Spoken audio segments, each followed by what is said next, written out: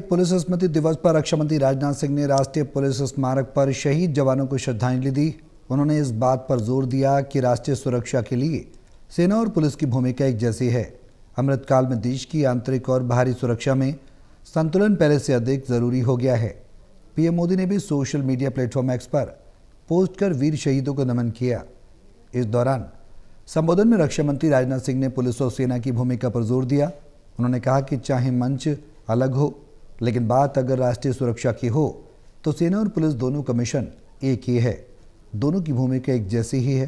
उन्होंने कहा कि आज जब भारत अमृत काल में प्रवेश कर चुका है और हम 2047 तक विकसित भारत का सपना देख रहे हैं, तो देश की आंतरिक और बाहरी सुरक्षा में संतुलन बनाए रखना पहले से कहीं अधिक जरूरी हो गया है।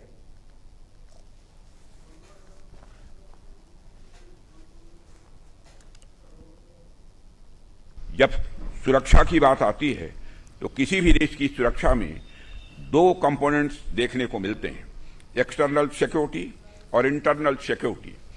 जहां तक एक्सटर्नल सिक्योरिटी की बात है तो उसके लिए हमारी सेनाएं मौजूद हैं, हमारे कोस्ट गार्ड्स मौजूद हैं, लेकिन इंटरनल सिक्योरिटी को कई एजेंसीज के साथ मिलकर हमारे पुलिस के जवान ही ये सुनिश्चित करते हैं।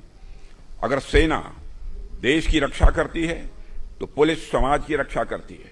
सेना भारत की भौगोलिक अखंडता की रक्षा करती है तो पुलिस भारत की सामाजिक अखंडता की रक्षा करती है।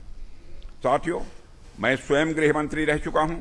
मुझे बेहद नजदीक से पुलिस के कामकाज को देखने का अवसर मिला है। इसके अलावा रक्षा मंत्री के रूप में मुझे सेना के कामकाज को भी नजदीक से देखने का अवसर मिल रहा है।